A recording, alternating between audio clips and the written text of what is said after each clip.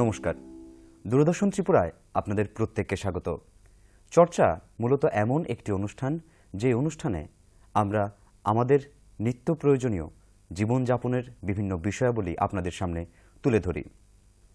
বর্তমান বিশ্বে পানীয় জলের সংকট একটি অত্যন্ত গুরুত্বপূর্ণ বিষয় এবং আমরা প্রত্যেকেই অবগত রয়েছি যে ভূগর্ভস্থ জলের যে বিন্যাস এবং লভ্যতা সেটি পৃথিবীর সব জায়গায় এক নয় এবং তাই অনেকেই ভাবছেন বৃষ্টির জল সংরক্ষণের কথা, কিন্তু সেখানেও ঠিকঠাকভাবে উপযোগী হচ্ছে না এই প্রথা। তাই অনেকেই ভাবছেন এবং অত্যন্ত গুরুত্ব সহকারে ভাবছেন যে ওয়েস্ট ওয়াটার রয়েছে, যে দূষিত জল রয়েছে, সেটাকে কোথাও না কোথাও রিসাইকেল করা যায় কিনা, এবং এই রিসাইকেল করার জন্যেই ব্যবহার করা হচ্ছে মাইক্রোবায়োলজিকে। এবং মাইক্রোবায়োলজির সুদূর প্রসারী প্রভাবের ফলে এখন নিত্য নতুনভাবে বিভিন্ন পন্থা আবিষ্কৃত হচ্ছে কিভাবে এই পলিউটেড ওয়াটারকে অর্থাৎ ওয়েস্ট ওয়াটারকে ম্যানেজ করা যায়। এই নিয়েই আজকে আমরা চর্চায় আলোচনা করব। আলোচনা করার জন্য এই মুহূর্তে আমাদের স্টুডিওতে উপস্থিত রয়েছেন ত্রিপুরা বিশ্ববিদ্যালয়ের মাইক্রোবায়োলজি বিভাগের অধ্যাপিকা ডক্টর শাওন রায় চৌধুরী। নমস্কার ম্যাডাম, আপনাকে স্বাগত। ম্যাডাম, প্রথমেই যে বিষয়টা জানতে চাইব যে এই যে ওয়েস্ট ওয়াটার ম্যানেজমেন্টের ক্ষেত্রে মাইক্রোবায়োলজি কিভাবে সম্পৃক্ত বা কিভাবে অ্যাসোসিয়েটেড?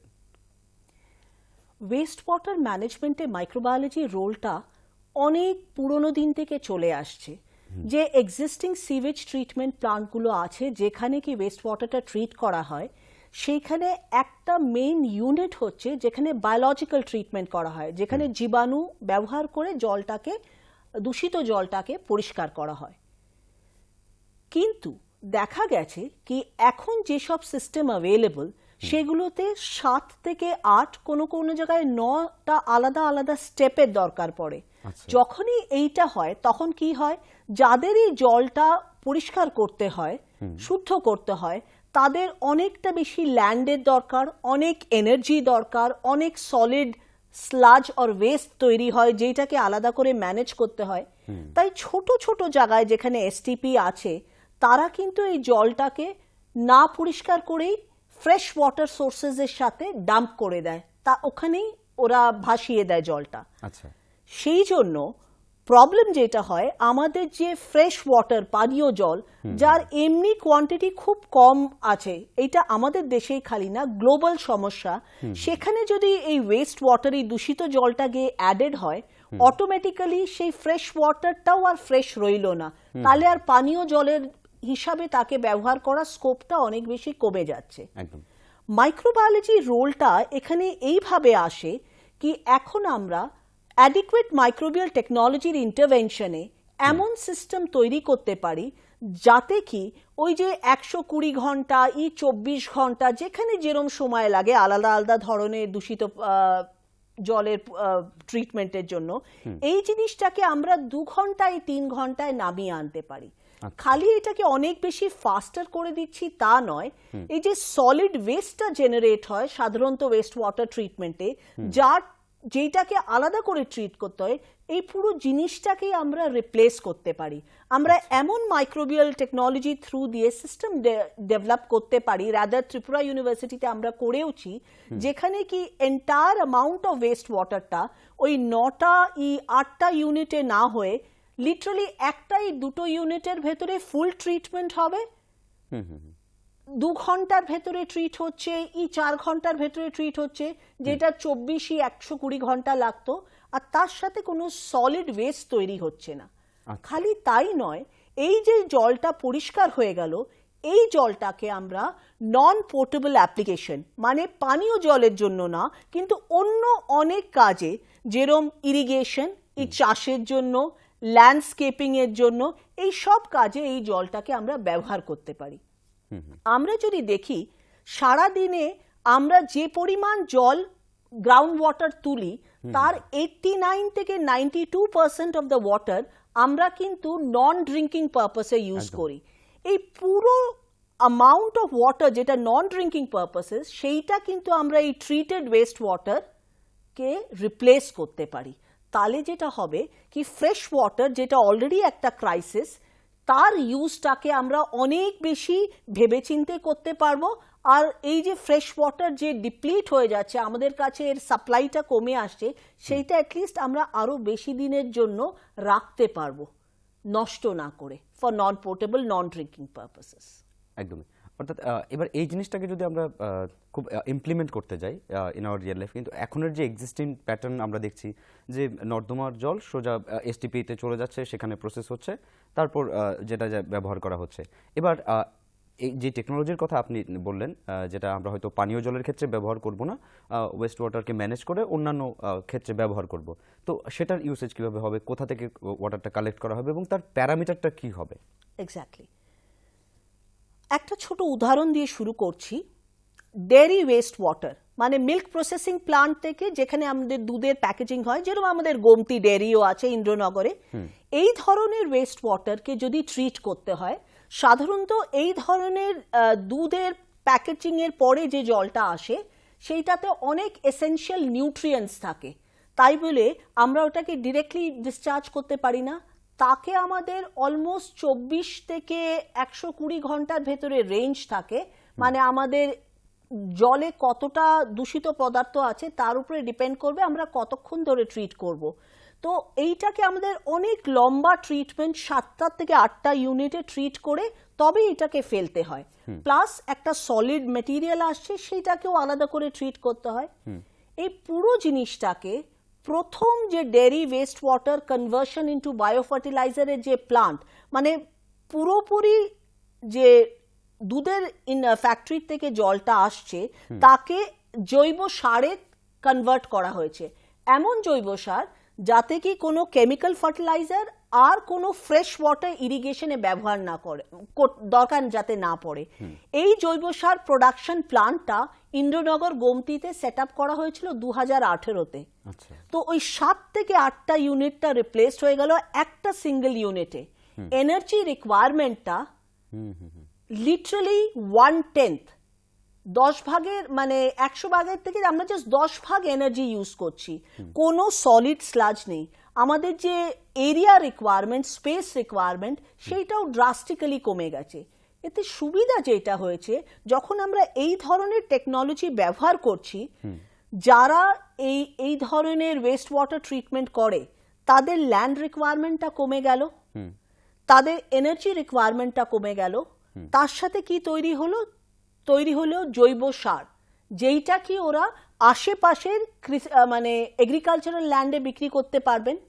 তাহলে ওয়েস্ট ওয়াটার ট্রিটমেন্টের জন্য টাকা খরচা করার জায়গায় ওরা কিন্তু রেভিনিউ আর্ন করতে শুরু করতে পারেন এখানে।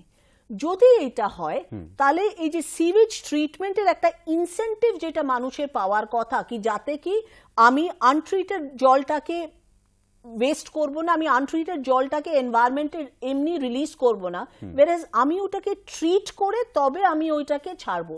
সুবিধা হবে, এনভায়রনমেন্ট প্রোটেক্টেড থাকবে। সেকেন্ড, তাদের যে ব্যয়টা হতো এই ওয়াটার ট্রিটমেন্ট সেটা ড্রাস্টিক্যালি কমে আসবে। এনভায়রনমেন্টের দিক থেকে সুবিধা হবে, কি পলিউটেড ওয়াটার বেরোবে না। তার সাথে carbon dioxide equivalent gas emission যেটা হয়, যেটা গ্লোবাল ওয়ার্মিং এর একটা বড় কারণ, সেইটাও কমে আসবে, কেন কি এনার্জি রিকোয়ারমেন্ট অনেকটা কমে আসবে। সো এই ধরনের ইম্প্রোভাইজ টেকনোলজি আর ইনভেনশনগুলো যদি আমরা ইমপ্লিমেন্ট করতে পারি, তাহলে অটোমেটিক্যালি সুবিধা যেটা কি এনভায়রনমেন্টাল প্রোটেকশন হবে, অতটা পরিমাণে জৈব সার পেলে আমাদের ওয়াটার রিকোয়ারমেন্ট ফর ইরিগেশন আর এগ্রিকালচার কমে যাবে, প্লাস কেমিক্যাল ফার্টিলাইজারের রিকোয়ারমেন্টটাও কমে যাবে।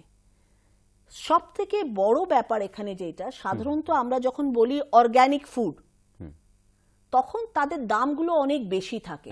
কেন বেশি থাকে? কেন কি অর্গানিক ফার্টিলাইজার ইউজ করে যখন আমরা চাষ করার চেষ্টা করি, আমাদের প্রোডাকশনটা অনেকটা কমে যায়। কিন্তু এই যে বায়োফার্টিলাইজার কথাটা আমরা বলছি, সেইখানে কিন্তু প্রোডাকশন কেমিক্যাল ফার্টিলাইজার থেকে অনেকটা বেড়ে যায়। তাহলে যে চাষি এই জৈব সারটাকে ব্যবহার করবে, তাহলে একটা গিভেন ল্যান্ডে কেমিক্যাল ফার্টিলাইজার ইউজ করে ও যতটা প্রডিউস করছিল, যা টাকা পাচ্ছিল ওর প্রডিউসটাকে বিক্রি করে, ও তার থেকে অনেক বেশি পাবে।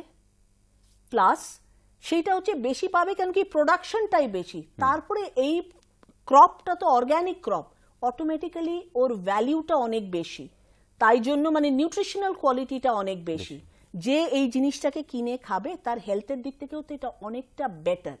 তাহলে এখনকার দিনে যখন ল্যান্ডটা একটা বড় সমস্যা, জমি পাওয়া যাচ্ছে না, সেখানে ট্রিটমেন্ট প্লান্টের জন্য জমি কমছে, তার সাথে যে জিনিসটা ট্রিটেড বেরোচ্ছে সে তার থেকে production from the land, agricultural ল্যান্ডও বেড়ে যাচ্ছে। তাহলে পার ইউনিট ল্যান্ড আমরা অনেক বেশি খাদ্য সামগ্রী তৈরি করতে পারবো using this kind of intervention. অর্থাৎ দেখতে পাচ্ছি যে মাইক্রোবস ব্যবহার করে দূষিত জলকে যদি পুনর্ব্যবহারযোগ্য করা যায়, এর বিভিন্ন রকম সুবিধা রয়েছে, পরিবেশগত দিক থেকেও রয়েছে এবং কৃষকদের আর্থিক দিক থেকেও এর অনেক সুবিধা রয়েছে। এখন একটা জিনিস ম্যাডাম দেখা যায় যে যখনই কোনো নতুন প্রযুক্তি আসে তখন এক্সিস্টিং যে টেকনোলজি বা প্রযুক্তি রয়েছে তার সঙ্গে একটা কোথাও ক্ল্যাশ তো হয়ই হয়। এবার এই যে নতুন প্রযুক্তি এসছে তার ডিমান্ড বা তার প্রচার প্রসার ঠিক কিরকম ভারতবর্ষের মতো দেশে? এখন তাও জিনিসটা অনেকটা বেড়েছে, কিন্তু আমি যেটা বিশ্বাস করি কি আমরা যারা সায়েন্টিস্ট, আমরা যারা টেকনোলজি ডেভেলপ করি, আমরা এটা খুব স্ট্রংলি ফিল করি কি একটা লিঙ্কেজ থাকার দরকার, লিঙ্কেজ বিটুইন দ্য একাডেমিয়া যারা একাডেমিক্সের থেকে এগুলো তৈরি করছে আর দ্য ইন্ডাস্ট্রি যারা এটাকে ব্যবহার করবে।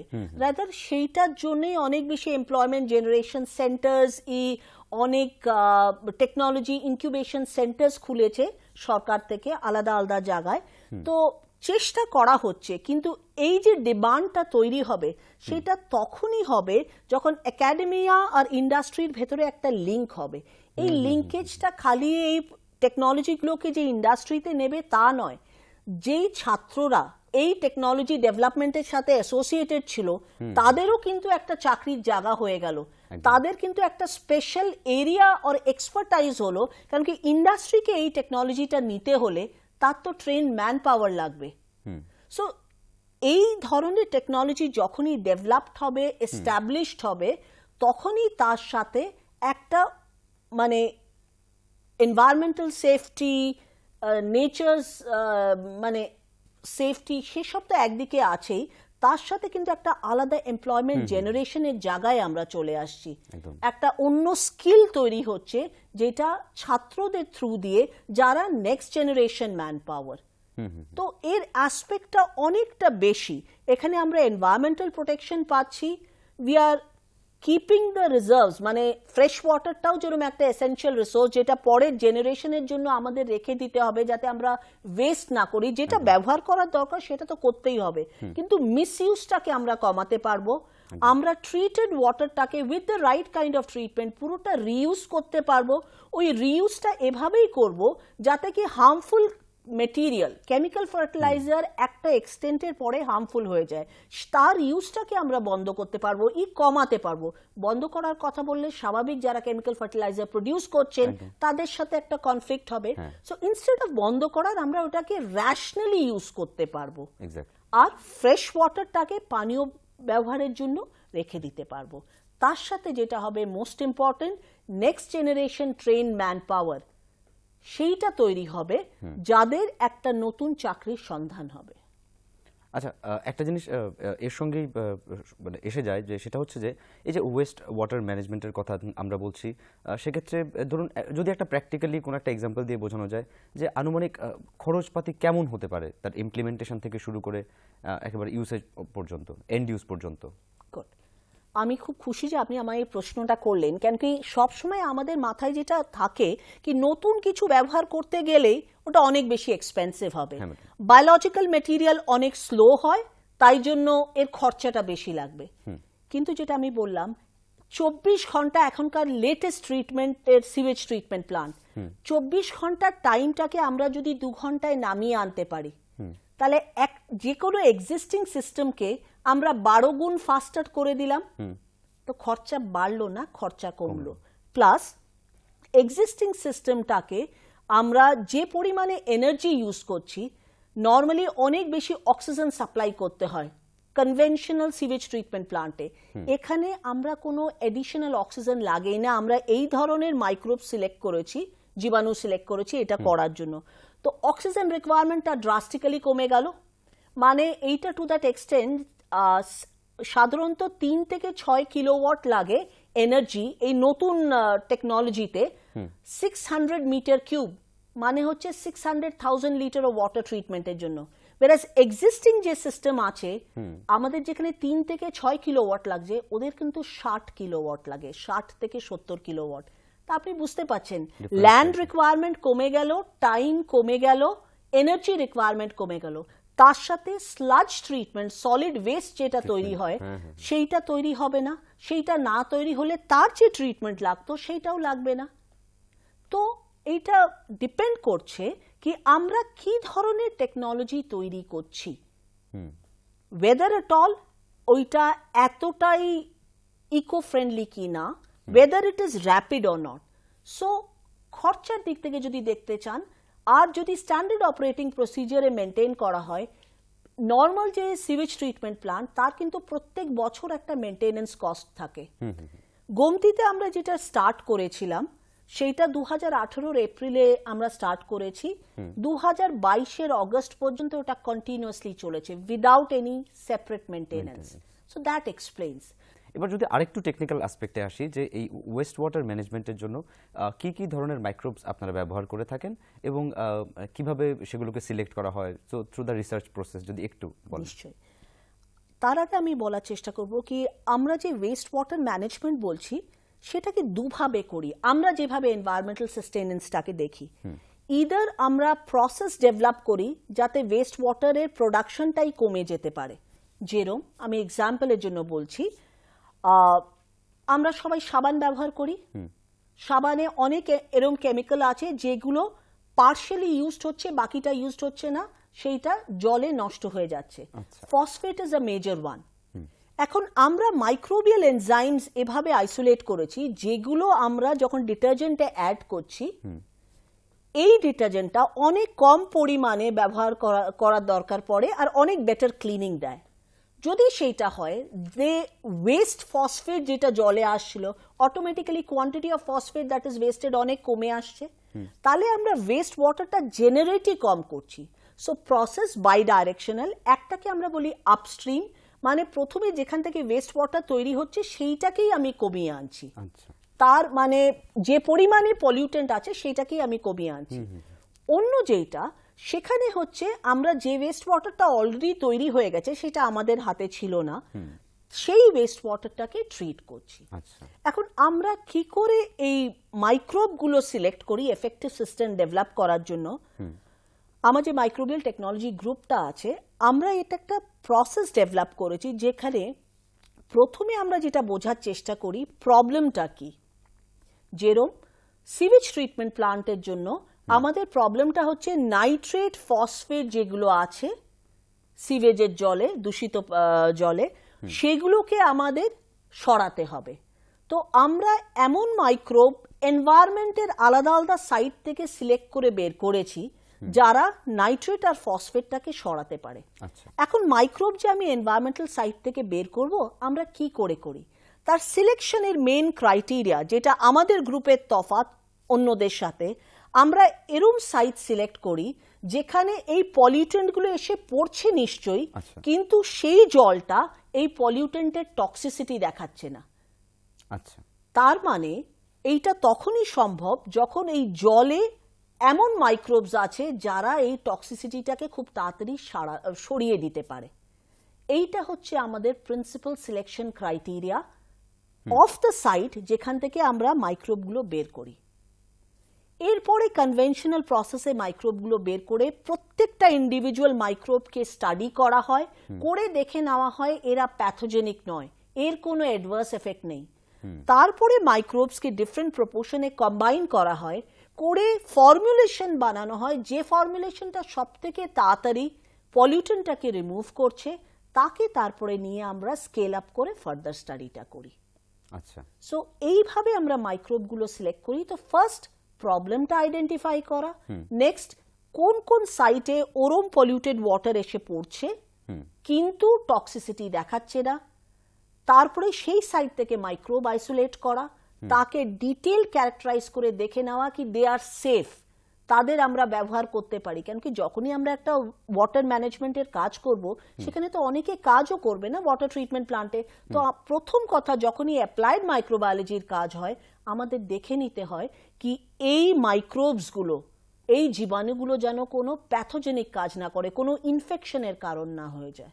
আচ্ছা, সো এই প্রসেসেই আমরা সিলেকশন কিন্তু এই যে সেটা আপনি টেস্ট করবেন যে প্যাথোজেনিক কি প্যাথোজেনিক কি বা প্যাথোজেনিক নয় কিনা, তার জন্য তো একটা সময় লাগে, একটা টাইম পিরিয়ড লাগে, নিশ্চয়ই। সেটা কতটা? ডিপেন্ড করবে আপনার কাছে কতটা রিসোর্স আছে তার উপরে। তো এই মোস্ট অফ দ্য মাইক্রোব যেগুলো দেখছেন, মানে মাইক্রোব আইসোলেট করে তাকে characterise up to an extent 6 থেকে 7 মাস লেগে যেতে পারে, যদি আমাদের কাছে অ্যাপ্রোপ্রিয়েট ফান্ড আছে, অ্যাপ্রোপ্রিয়েট রিসোর্স আছে। যদি সেইখানে কোথাও ক্রাইসিস থাকে যেখান থেকে আমরা অ্যানালিসিস করব, সেই সব জায়গার অ্যাক্সেস, তাদের সিস্টেম খারাপ থাকে অরসো, তখন সময়টা বেশি লাগতে পারে। তাহলে পুরো প্রসেসটার তো অনেকগুলো স্টেক হোল্ডার রয়েছে ম্যাডাম। অ্যাবসলিউটলি। তাহলে একটা কোঅর্ডিনেশনেরও প্রয়োজন। কোঅর্ডিনেশন ইন দ্য সেন্স, আপনাকে যেরকম বলছি, যখন আমরা ডেয়ারি এফ্লুয়েন্ট ট্রিটমেন্ট প্লান্টটা তৈরি করার কথা ভাবলাম, প্রথমে আমরা তো শুরু করেছিলাম বোঝা কোথা থেকে কি ধরনের মাইক্রোবস ন্যাচারালি আছে। তাহলে এইটা মাদার ডেয়ারি ডানকুনি কলকাতা থেকে আমরা প্রথম স্টার্ট করলাম ওদের স্লাজ নিয়ে কি কি মাইক্রোবস আছে সেইটা স্টাডি করা। তারপরে সেইটা স্টাডি করার পরে যখন মাইক্রোবস বেরিয়ে গেল, তার কম্বিনেশন ডেভেলপ করে সেই কম্বিনেশনটাকে আগে ল্যাবে টেস্ট করা, সেইটা ল্যাবে টেস্ট করার পরে ছোট স্কেল থেকে বড় স্কেলে করা, তারপরে গোমতি ডেয়ারিতে অ্যাপ্রোচ করে, যখন আমরা অবভিয়াসলি সরকারি বাইরাকের ফান্ড পেয়েছি, তখন they were the first dairy to pick it up as a challenge কি ঠিক আছে একটা নতুন কিছু we would do it. So it was first in Tripura কি এই সিস্টেমটা এসছে। ত্রিপুরার পরে উড়িষ্যা ওই জিনিসটা ওমফেডে ওরা ট্রাই আউট করেছে। তো এইটা অবভিয়াসলি যদি মাদার ডেয়ারি ডানকুনি তখন আমাদের স্লাজটা না দিতেন, তাদের এক্সিস্টিং সিস্টেমটা না বলতেন, আমরা পারতাম না এটা করতে, আমরা স্টার্টিং মেটেরিয়াল পেতাম না। তারপরে এখানে যদি গোমতি ডেয়ারি আমাদের ওই স্টার্টআপটা করে এখানে যে 9000 লিটার পার ডে ক্যাপাসিটির প্লান্টটা সেট আপ করা হয়েছিল 2018-তে, সেই ফ্যাসিলিটিটা না দিলে তার পাশে পুরো এগ্রিকালচারাল ফিল্ড যেখানে পুরো বায়ো ফার্টিলাইজারটা আমরা ইউজ করতে পারতাম ফর স্টাডিং 17টা আলাদা ধরনের ক্রপের জন্য আমরা করেছি। So obviously these are the stakeholders, the pillars, industry, যারা আমাদের মানে ওদের প্রবলেমটা আমরা জানতে পেরেছি, তারপরে একাডেমিয়া প্রবলেমটাকে সলভ করতে পারে। ওই যে বললাম একটা খুব ভালো হ্যান্ড হোল্ডিং চাই এই দুটোর ভেতরে, সো দ্যাট যে টেকনোলজিটা তৈরি হবে ওটা যেহেতু গোমতিতে ট্রাই আউট হচ্ছিল, ওরাও দেখে নিতে পারলো ডিউরিং ইমপ্লিমেন্টেশন কোথায় কি অসুবিধা হচ্ছে, যাতে ওরা তখন বলবে না এই জিনিসটাকে আপনারা চেঞ্জ করলে সুবিধা হবে, আমরাও অ্যাকর্ডিংলি জিনিসটাকে মডিফাই করে ডেভেলপ করে আরো বেটার করতে পারি। তো অর্থাৎ যেহেতু গোমতির যে ওয়াটার ট্রিটমেন্ট সেটা একটা সাকসেস স্টোরি, আমরা এক্সপেক্ট করতে পারি যে এরকম কাজ আগামী দিনেও হবে। তো ড্রেন ওয়াটারের ক্ষেত্রে কি একই টেকনোলজি আপনারা ব্যবহার করেন নাকি? প্রত্যেকটা কাইন্ড অফ ওয়েস্ট ওয়াটারের জন্য আলাদা কনসোর্টিয়া। ড্রেন ওয়াটারের আমাদের যেটা আছে, রাদার এই টেকনোলজিটা 2014-তে 16th পজিশন পেয়েছিল DST Locket Martin India innovation growth প্রোগ্রামে। তার জন্য absolutely different set of microbes আছে যাকে দিয়ে ঠিক সেই বায়োফিল্ম রিঅ্যাক্টর তৈরি করি আমরা ট্রিটমেন্টটা করি। ওখানে একটা 3টে মাইক্রোবের কম্বিনেশন, এখানে যেটা গোমতিতে আমরা করছি ওটা একটা 6টা মাইক্রোবের কম্বিনেশন, প্রত্যেকটা মাইক্রোব আলাদা, কেন কি পলিউটেন্ট আলাদা। এখন এক জায়গায় আমরা ড্রেনের জলটাকে আমরা পুরো পলিউটেন্ট আর এগুলোকে সরিয়ে দিচ্ছি যাতে ওয়াটারটা ডিসচার্জ এই নন এগ্রিকালচারাল আর নন পোর্টেবল পারপাসে ইউজ হয়। কিন্তু গোমতির ক্ষেত্রে যেটা বলছি ডেয়ারি ওয়াটারটা আমরা কিন্তু ওখানে নিউট্রিয়েন্ট সরিয়ে দিচ্ছি না, এক ফর্ম অফ নিউট্রিয়েন্টটাকে কনভার্ট করছি অন্য ফর্মে যেটা প্লান্ট অনেক বেটার আপটেক করতে পারে। না তো ডিরেক্টলি ডেয়ারি ওয়াটারটা প্লান্টে দিলেই কাজ হয়ে যেত, ও তো তাহলেও ইউজ করতো, নিউট্রিয়েন্ট তো ছিল, কিন্তু প্লান্ট যখন একটা নিউট্রিয়েন্ট পিক আপ করে ওটা একটা স্পেসিফিক ফর্মে করে। তো ডেয়ারি ওয়েস্ট ওয়াটার ট্রিটমেন্টে আমরা পলিউটেন্টের একটা ফর্মটাকে অন্য একটা ফর্মে কনভার্ট করছি যেইটা প্লান্ট পিক আপ করতে পারে, কিন্তু যেটা ড্রেন ওয়াটার ও সিভেজ ওয়াটার সেখানে কিন্তু আমরা পলিউটেন্টটাকে রিমুভ করছি। সো একটা বায়ো ট্রান্সফরমেশন, অন্যটা বায়ো রেমিডিয়েশন। একদম এবার একটা প্রশ্নে আসি, অনুষ্ঠানের একবারে শেষ পর্যায়ে আমরা চলে এসেছি, যে এতক্ষণ পর্যন্ত আমরা যা আলোচনা করলাম প্রায় সবগুলো ক্ষেত্রে আমরা দেখতে পেলাম যে মাইক্রোবস যদি ওয়েস্ট ওয়াটারের ক্ষেত্রে ব্যবহার করা হয় তাহলে অনেকগুলো এফিশিয়েন্ট দিক আছে, তার প্রফিটেবিলিটি অনেক অনেক গুণ বেড়ে যাচ্ছে। এমন একটা বিষয় বা দুটো বিষয় আপনি বলুন বা ল্যাকিউনা এই এক্সিস্টিং সিস্টেমে রয়েছে যেটার উপর আরও কাজ করা প্রয়োজন বলে আপনি মনে করেন। রাইট, এই যে সিস্টেমগুলোর আমি কথা আপনাকে বললাম, এগুলো আমরা একটা লিমিটেড ট্রায়াল করেছি, রাইট?